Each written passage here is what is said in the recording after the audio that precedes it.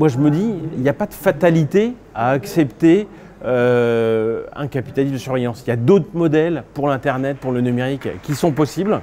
Et donc c'est ces modèles qu'il faut mettre en place, des modèles qui sont respectueux de la vie privée, respectueux de l'éthique, un web et un numérique qui soit sympa, bienveillant. Bonjour Tristan Nitto. Bonjour. Vous êtes intervenu aujourd'hui dans le cadre d'une table ronde organisée par Altaïr Think Tank dans le Off d'Avignon, qui portait sur un nouvel Internet pour de nouveaux usages et de nouvelles pratiques. Vous avez fait un constat, en fait, vous avez dressé un constat, vous avez commencé par là en disant, voilà, on arrive à 30 ans du web, grosso modo, et l'étape dans laquelle nous sommes est un peu celui du capitalisme, un peu celle du capitalisme de surveillance. Vous avez dit, il y a le côté de la toxicité, la prédation, l'addiction, enfin, alors, à vous entendre, on a l'impression qu'on est un peu à l'époque du grand banditisme numérique. Aujourd'hui, les promesses du numérique et du web initial, qui étaient vraiment excitantes, l'accès au savoir, etc., malheureusement, elles ont l'air d'être un peu hypothéquées. Hein. On l'a vu, Facebook avec Cambridge Analytica, Google qui collecte un maximum de données sur les gens, la publicité ciblée, leur business model qui est fondamentalement lié à la surveillance, et c'est pour ça qu'on appelle ça le capitalisme de surveillance. Et bien finalement c'est super décevant par rapport aux promesses initiales du numérique avec des choses aussi excitantes que Wikipédia. Et en fait, moi je me dis, il n'y a pas de fatalité à accepter un capitalisme de surveillance. Il y a d'autres modèles pour l'Internet, pour le numérique qui sont possibles. Et donc c'est ces modèles qu'il faut mettre en place, des modèles qui sont respectueux de la vie privée, respectueux de l'éthique, un web et un numérique qui soit sympa, bienveillant, et pas ce truc-là qui est en train de pourrir, qui nous est amené par des Américains qui ont des valeurs très différentes des valeurs européennes. Pour les Américains, on considère que les gens sont des consommateurs. Et nous, en Europe, c'est pas ça le critère premier. Une personne, en Europe, c'est un citoyen. Comment est-ce qu'on fait pour faire des outils numériques qui reflètent des valeurs européennes? Si la CNIL a été créée en France, si le RGPD a été créé en Europe, le Règlement général pour la protection des données, c'est pas un hasard s'ils ne viennent pas ni de Chine, ni des US. C'est parce que ici, on a des valeurs différentes et dont on doit avoir des outils qui incarnent ces valeurs et qui sont proposés aux citoyens français et européens. Alors évidemment, c'est là où on arrive à Quant. Qu'est-ce que propose Quant comme modèle et en quoi il se différencie d'un Google, tout simplement? Alors Quant, comme Google, est un moteur de recherche, c'est-à-dire que c'est un endroit, vous allez sur quant.com où vous installez l'application Quant sur votre mobile et vous lui posez des questions, donc vous faites une recherche sur le web. Et c'est là qu'en gros que s'arrête la similitude. Parce que chez Google, leur business model, c'est de tout savoir sur vous pour faire de la publicité ciblée.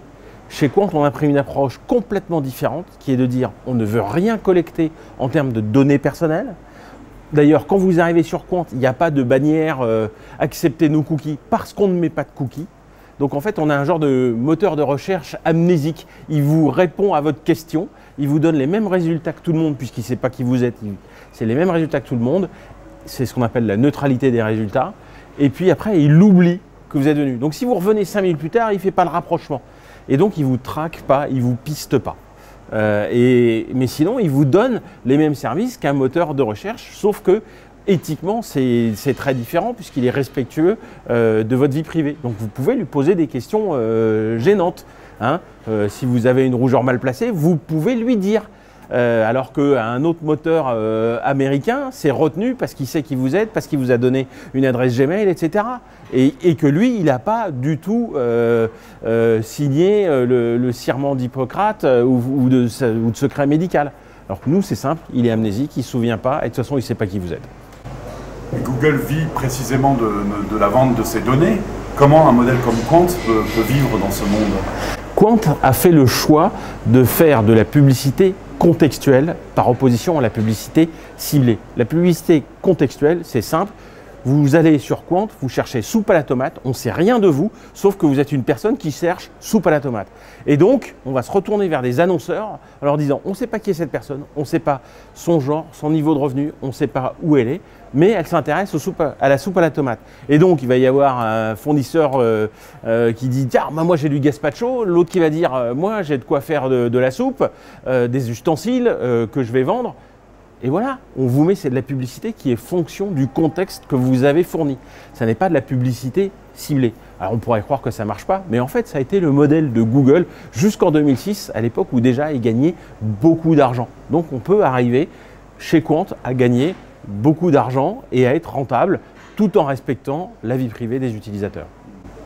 Vous avez dit dans la table ronde notamment que Qwant était un moteur de recherche français à destination de l'Europe, avec une volonté d'être à l'échelle européenne. Pourquoi cette échelle-là?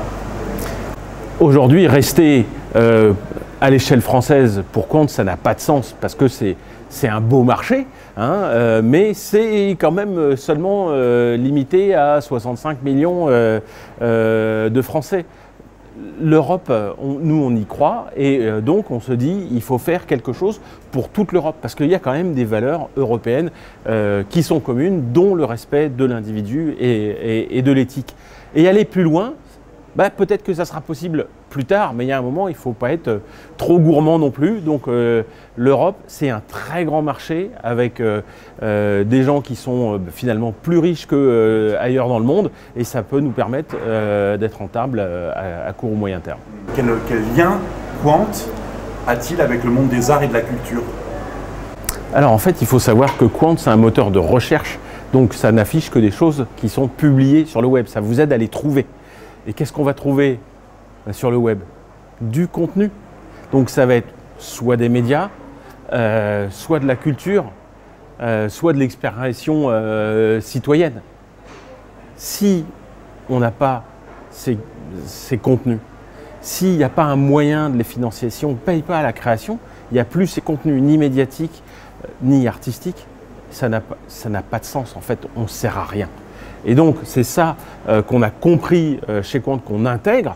Nous, on dit, oui, il faut soutenir les médias, oui, il faut soutenir la culture. Et donc, on a annoncé qu'on allait contribuer financièrement au monde des médias et au monde de la culture. Ça fait de nous une entreprise européenne éthique qui est partenaire des médias et de la culture, là où les Américains sont quand même dans une approche plus de prédateurs, ce qui est quelque chose que nous, on refuse. À part changer Google par Qwant, quelles préconisations feriez-vous pour changer, parce qu'on parle de nouveaux usages, de nouvelles pratiques, quelles sont les préconisations que vous pourriez suggérer? Alors, il y a plein de choses à faire si on veut limiter l'impact de Google et son pompage de données personnelles. La première, évidemment, c'est d'utiliser l'application Qwant et l'installer sur son smartphone. La deuxième, c'est mettre Qwant comme moteur de recherche par défaut sur le navigateur de votre ordinateur de bureau ou votre ordinateur portable. Mais c'est aussi arrêter d'utiliser Chrome. Chrome, c'est un cheval de Troie destiné à pomper vos données. Pourquoi est-ce qu'ils sont si généreux à vous donner des logiciels et des trucs? Non, ce n'est pas de la générosité, c'est de l'intérêt bien compris pour pomper de la donnée personnelle et cibler l'utilisateur. Donc arrêtez Chrome, utilisez Firefox de Mozilla. Je sais parce que j'y ai travaillé 17 ans et c'est un logiciel qui est fait par une fondation à but non lucratif, un logiciel qui est libre. Donc en fait, on peut auditer le code. Vous n'en avez pas forcément les capacités, mais d'autres peuvent le faire. Donc on sait ce qu'il fait. Il dit ce qu'il fait et il fait ce qu'il dit. Et ça, c'est vraiment important. Et puis après, à terme, il y a d'autres choses. Par exemple, abandonner Gmail en faveur de l'email de votre fournisseur d'accès Internet et des choses comme ça. On a aussi sorti Qwant Maps, qui est en version bêta, c'est encore le début, mais pour laisser tomber Google Maps. Bref, on est en train de préparer des tas de nouveaux services qui vous permettront de laisser Google derrière vous, de vous dégoogliser, comme on dit. Merci beaucoup. Je vous en prie.